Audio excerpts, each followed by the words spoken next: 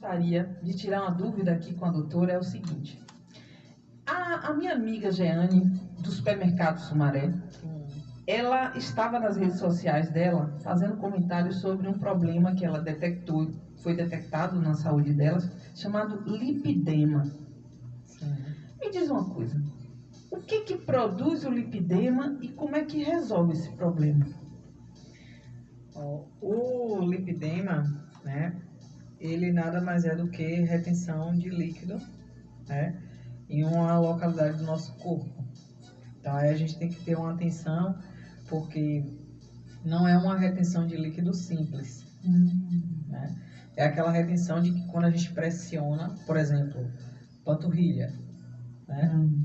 Quando a gente pressiona a nossa panturrilha, ali conta uns 5 segundos ali o dedo ali pressionado na panturrilha, a gente retira. E fica a marca do dedo, né? E para ele retornar ao lugar, ele demora. Isso é um sinal de lipedema. E me diga uma coisa, algumas pessoas, elas têm isso naturalmente, essa retenção, ou é provocada pela alimentação? Porque eu tenho visto alguns vídeos que eles têm relatado com muita clareza que nossa alimentação vem provocando a maior parte dos problemas de saúde que estão sendo constatados. Isso é verdade? Sim, sim. Tem os casos que a pessoa já nasce, né, geneticamente com aquela doença, mas também tem a parte que a alimentação acaba interferindo. Então, e além da alimentação, né, se esse indivíduo ele é sedentário ou se ele é ativo, isso também influencia, né? Porque não adianta eu praticar atividade física e não cuidar da alimentação, ou vice-versa, né? Então, tem esse conjunto, essa parcela aí. Então, a gente precisa ter esse cuidado com a alimentação, né? Com a ingestão de água também, para ajudar no tratamento, principalmente do lipedema. Então, tem alimentos, por exemplo, se eu tenho o hábito de consumir muitos alimentos processados, né? Embutidos, esses alimentos vão fazer com que meu quadro piore. Então, os alimentos que têm uma quantidade maior de sódio, elas podem provocar isso? De açúcar refinado, né? Vai fazer com que o quadro do lipedema piore. Entendo.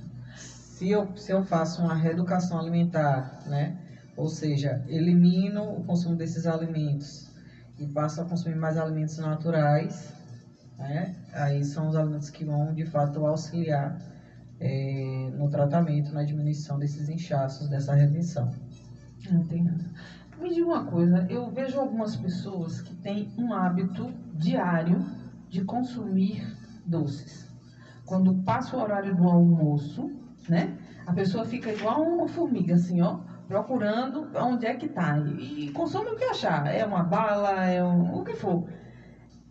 Esse tipo de coisa é natural no organismo da gente ou tem alguma coisa que pode estar influenciando nessa vontade de comer doce? O nosso hábito alimentar, ele faz com que a gente busque esse aumento, né, pela vontade do doce. Porque se eu tenho uma alimentação rica em fibras, dou preferência aos cereais integrais, né, eu vou ter automaticamente a diminuição dessa vontade pelo doce. Então, se eu tenho um hábito alimentar mais saudável, se eu faço minhas refeições mais fracionadas, eu acabo diminuindo essa vontade pelo doce. Mas se eu faço o contrário, né? Como somente 3 vezes no dia, dou preferência mais por consumir arroz branco, pão, biscoito, a tendência é aumentar a vontade pelo doce. Vamos falar de uma coisa aqui que o brasileiro adora? Farinha. E aí, minha filha? Pode, deve, não deve? Me conte aí. A gente tem que evitar a farinha. Minha gente. Aí eu vou fazer que nem o sapo, justiça. Minha gente, olha, eu tenho quase 4 meses, minha gente, sem comer 1 grão de farinha. Ô vida, ó céus, ó tristeza. A farinha, ela é um alimento, né, que é um carboidrato refinado, então ela tem um índice de açúcar alto e que é absorvido de forma rápida também no nosso corpo, né? Então, quando a gente consome a farinha, por exemplo, você se sente até mais saciada, né? Porque minha filha, Porque você ela botar... faz um bom... E ela faz um barro, né? Aí Feijão fica, com arroz e farinha, aí fica apila. pesado lá. O pessoal desapila. Então, ela não tem fibras, nutrientes nenhum que venha favorecer, né, o nosso corpo. Então, é um alimento que a gente não deve fazer o consumo todos os dias. Quantos dias, assim, na semana, daria para fazer um jogo aí com a farinha? Umas 2 vezes por semana. E aí a gente pode fazer também a substituição. Por exemplo, se eu for consumir a farinha naquele dia, eu evito o arroz. Tá vendo, gente? Então, Essa é uma faço dica essa boa. troca. Porque todos os dois alimentos, né, tanto o arroz quanto a farinha, são carboidratos. E a depender se for arroz branco, o índice de açúcar dos dois são altos. Então, a gente faz a substituição. Se eu comer a farinha, eu não como arroz. Ou se eu comer o arroz, eu não como a farinha. E, por exemplo, o arroz, se a gente colocar uma cenoura, uma ralada, se a gente colocar um brócolis, a gente melhora esse arroz ou ele fica do mesmo jeito? A gente consegue diminuir a absorção desse açúcar presente no arroz, tá? Então, a gente está ali acrescentando mais fibras, né?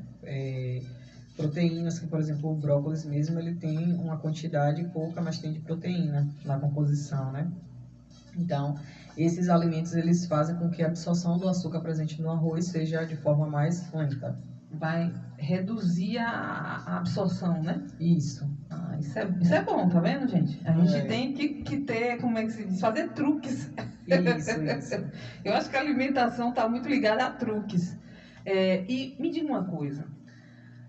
No Comida Quilo, né, nos restaurantes de Comida Quilo, a gente tem uma ideia mais ou menos de quanto a gente comprou e comeu, né? Isso é bom ou é ruim? Ou a gente tem que saber no olho mais ou menos quanto é que... Mas em termos de gramas, quantas gramas normalmente uma pessoa deveria ingerir?